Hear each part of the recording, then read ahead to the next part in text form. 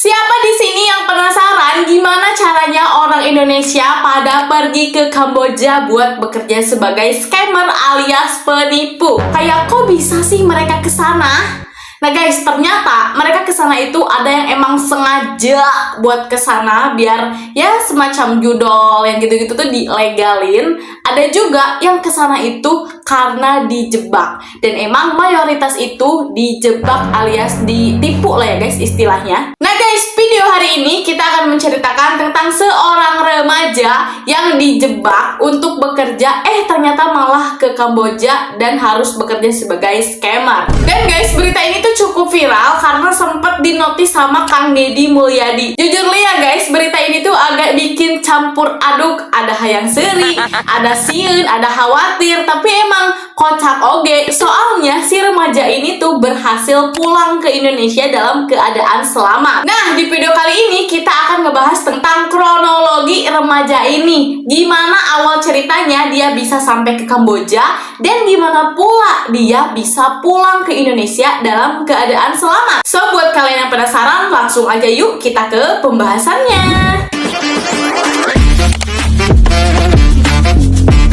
Cerita kali ini kita akan berfokus kepada seorang remaja bernama Rizky berusia 18 tahun. Ini tuh orang Bandung ya guys, orang Dayakolot. Nah, by the way nih guys, Rizky ini tuh hobinya main bola. Makanya di berita-berita tulisannya tuh kayak gini, pesepak bola pulang dari Kamboja, atlet sepak bola pulang dari Kamboja.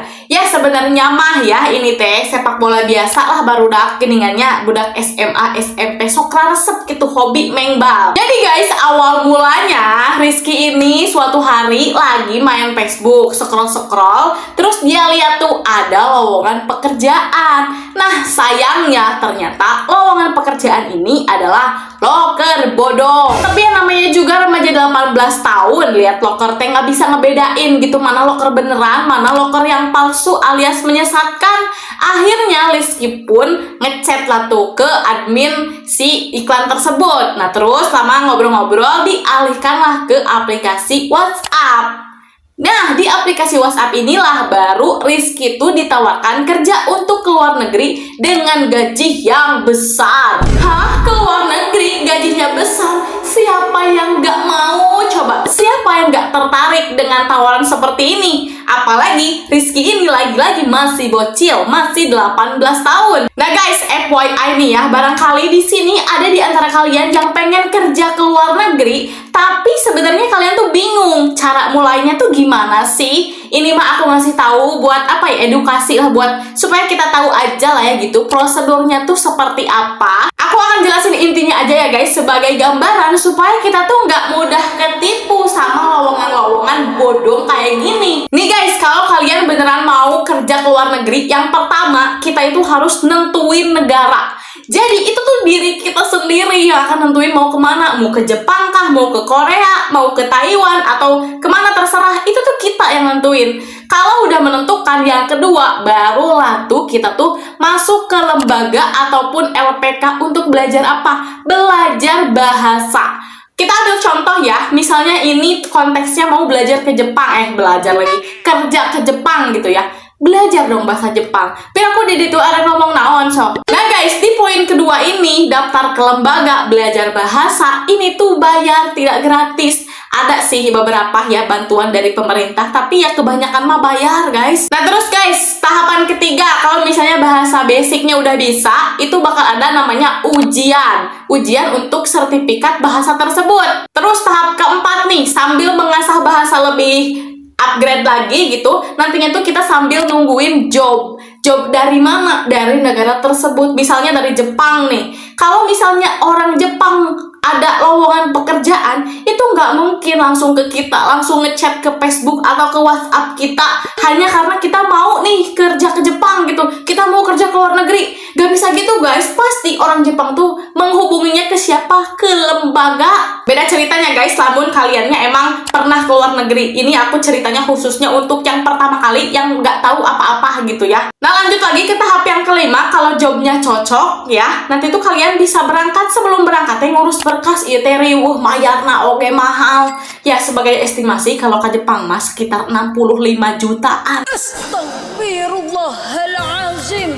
Tuh lah mereka luar negeri teh kudu boga modal guys. Tapi aya sih ketang talangan tibang tapi nya make bunga. Talamun geus berkasnya ngurus visa, paspor dan lain-lain, itu baru deh kalian OTW ke Jepang atau ke negara tujuan. Terus di sananya kalian teh gak akan langsung kerja, melainkan cicing sabulan untuk adaptasi. Kudu kan digaji guys bulan kahiji mah. Berarti naon kudu boga bekel oge keur di ditu sapopoe. Talamun geus sabulan kakarek we urang teh bekerja. Jadi guys, intinya aku ngomong ini tuh biar kalian tuh lihat gitu gimana prosesnya tuh gak sesimpel itu, ribet guys. Jadi lamun aya iklan yang kayak menggiurkan kerja ke luar negeri, jamnya enakan misalnya, terus gajinya sangat besar, prosesnya cepat, tanpa modal, tanpa DP, itu patut dicurigai. Awas bisisi gak si Rizky. Nah guys, kita balik lagi ke ceritanya ya. Nah pada saat di WA Rizky itu kan langsung mau ya, saha nu gak mau atunya lamun teu apal mah.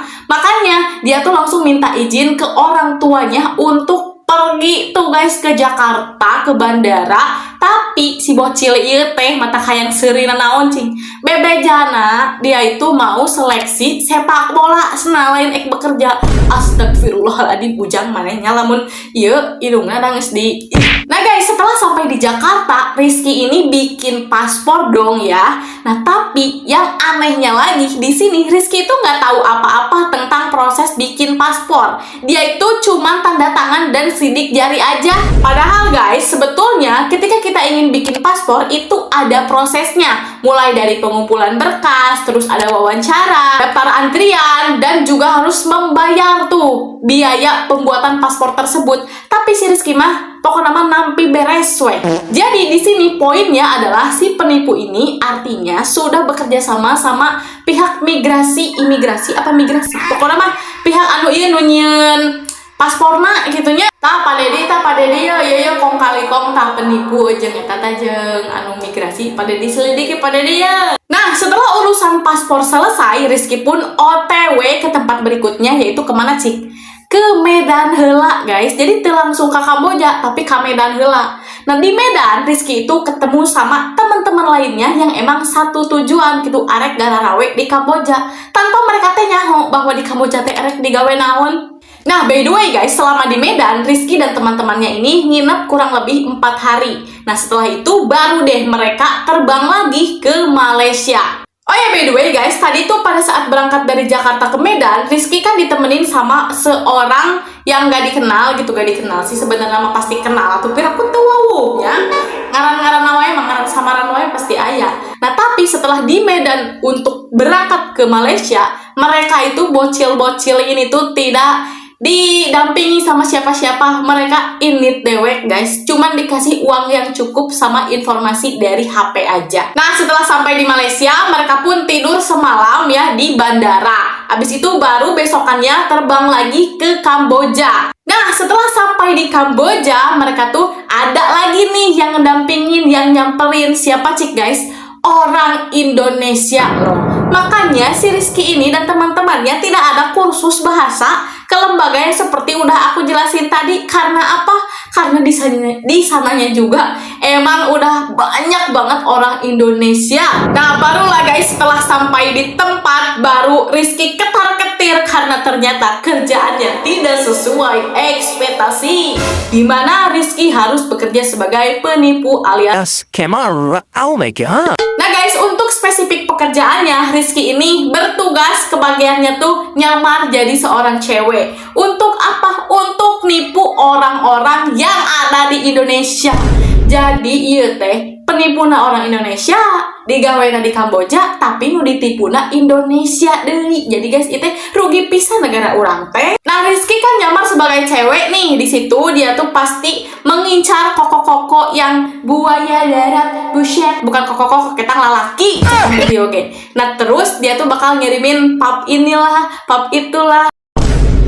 Nah, terus kalau misalnya si korban kepancing nih sampai ngirimin pap balik gitu ya, biasa lelaki buaya darat buset mah, nantinya tuh bakalan ada tawaran kerjasama yang dimana si korban ini harus transfer, harus bekerja sama.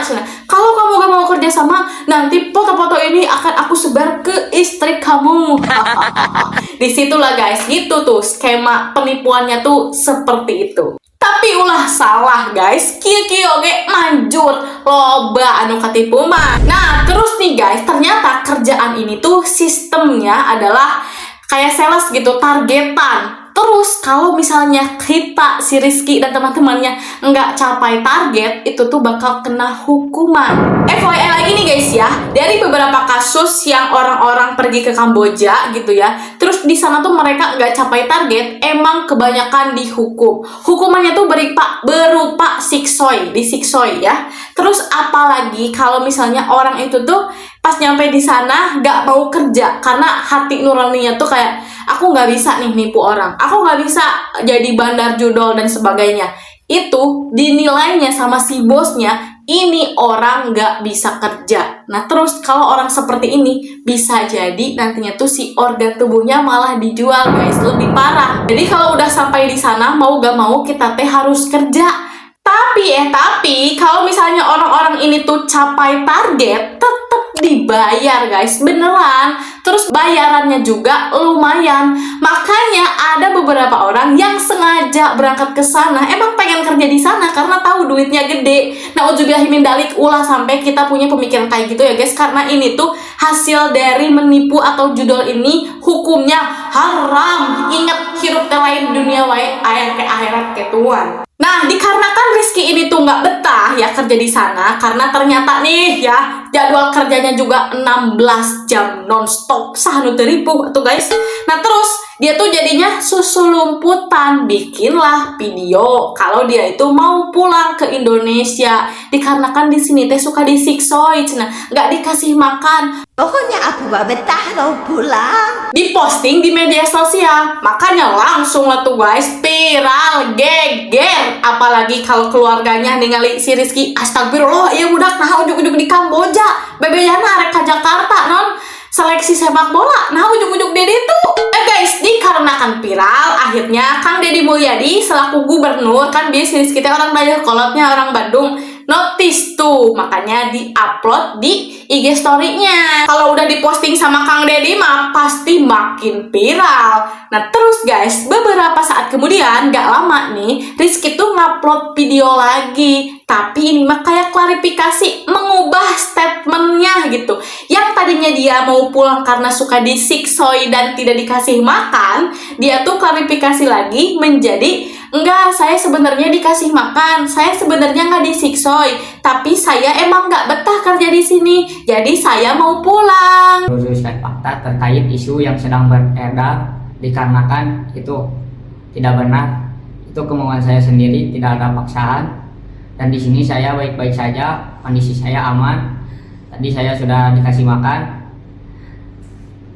itu bikin cerita karena saya ingin pulang cepat. By the way guys, setelah Rizky berhasil pulang ke Indonesia, ternyata video yang kedua ini adalah video suruhan dari bosnya, karena si bos nage kan aya nu bisa ngomong bahasa Indonesia nya, jadi nempo video si Rizky teh angger gitu ka bos tanu di Kamboja teh katempoeun. Nah, setelah video kedua juga makin viral, jika nama ieu mah dugaannya si pihak perusahaan yang ada di Kamboja ini teh sieuneun, karena ya si Rizky teh udah viral gitu. No viral no justice, ingat guys. Terus juga Rizky ini orang Jawa Barat yang dimana gubernurna nyerenteng gitu, jadinya mereka tuh kayak takut dan ujung-ujungnya memulangkan Rizky gitu guys. Jadi keesokan harinya tiba-tiba Rizky ini dipesenin taksi nih sama perusahaannya, tanpa babi bu, tanpa banyak bicara kan biasanya kalau pekerja mau kabur itu pasti diberi dong sama pengawal-pengawal yang awaknya badag dan bersenjata itu. Tapi si Rizky mah teu nanaon, emang dibolehin gitu buat naik ke taksi itu, dan emang taksi itu dipesankan untuk Rizky. Nah kemudian taksi ini tuh pergi ke kedutaan besar Indonesia yang ada di Kamboja.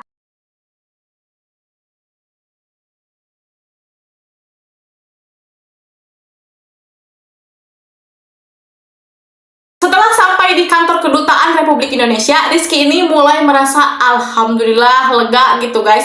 Di sana dia tidur beberapa hari, baru setelah itu dipulangkan ke Indonesia. Momen kepulangan Rizky ini tentunya haru banget ya guys, karena kayak gak nyangka gitu, beneran guys. Ini kayak baru kasus pertama deh orang yang nyampe ke Kamboja tapi bisa pulang lagi dalam keadaan selamat ceria gitu ya. Itu pasti keluarganya yang sebelumnya ngerasa berpikiran aneh-aneh, jauh kesana kemari, ngebayangin anaknya dimutilasi dan lain-lain, terus ngelihat sekarang anaknya ada di depan mata, itu pasti lega banget. Tapi guys, ini ada ngakaknya juga nih. Jadi pada saat Rizky udah berhasil pulang ke Indonesia, Rizky tuh diundang sama Kang Deddy Mulyadi di kontennya gitu ya, di podcast. Tapi di lain podcastnya Kang Deddy mah pokoknya ngobrol gitu. Di situ si Rizky kalah cengengesan si budakmu teu boga dosa, padahal cik geus ngariweuhkeun salarea. Nah, inilah makhluk yang menyusahkan saya. Ayo, ayo Kang Deddy, maneh di Kamboja. Ngapain kamu di sana? Main Pak. Hah? Ulah surah seuri sia teh. Ngariweuhkeun salarea. Kamu di sana menjadi korban apa? Korban penipuan Pak. Bukan korban penipuan, karena kamunya belum ditipu, ya kan? Kamu yang nipu. Iya Pak. Tapi nya urang mah POP sebagai seorang ibu ningali budaknya ge kitu lah nya. Tapi dengan dia pulang dengan selamat, oke, urang geus alhamdulillah pisan, soalnya emang jarang terjadi guys. Mataknya guys, aku mah sebagai seorang kakak dan juga seorang ibu, kebetulan anak aku masih letik. Nah terus adik aku nih ayeuna meujeuh kelas 3 SMA nu lalaki. Aku masuk cerewet, ujang erek ka mana lulus sekolah teh, mau kerja di mana, terus mau kuliah enggak, kalau kerjanya di mana. Bahasa eta mah aya ngomong si ujang teh hayang ka Jepang. Nah heuh atuh alus. Aku teh sampai nyari-nyari LPK, makanya tadi tuh aku sampai tahu gimana prosedurnya orang yang mau kerja ke luar negeri. Bukan berarti aku pernah ke luar negeri ya guys, melainkan aku pernah tatanya gitu ke lembaga-lembaga tersebut. Tapi nah adik aku teh jadi guys ka Jepang teh cenah hayang ternak lele cenah ayeuna mah. Ya geus lah, urang mah sebagai seorang kakak mah cuman bisa mensupport, tidak bisa nyarek, tidak bisa nita, sok kumaha ujang we. Tuh nah jadi curhat kieu ya teh guys moal balik. Oke deh guys, jadi itu dia ya kronologi rangkuman ceritanya Rizky asal Bandung ini, yang dia tuh istilahnya terjebak kerja di Kamboja dan bisa berhasil dengan selamat, alhamdulillah. Ini tuh dari cerita Rizky kita bisa ngambil banyak pelajaran, dan yang terpenting adalah harus lihat gitu. Kalau ada lowongan pekerjaan yang menggiurkan seperti ini, kita tuh jangan terlalu polos, harus diselidiki ya. Oke nih guys, jadi segitu dulu aja video kali ini. Terima kasih banyak buat kalian yang udah nonton. Maaf banget kalau banyak salah-salah kata dan banyak mulut yang papaliut, karena jujur li aku teh sok kieu wae masih latihan ieu teh ngontena. Buat kalian yang suka sama konten-konten kayak gini, jangan lupa di like, komen, dan subrek. Abis itu share ke seluruh media sosial yang kalian punya. Oke, thanks for watching. See you on the next video. Assalamualaikum warahmatullahi wabarakatuh. Dadah.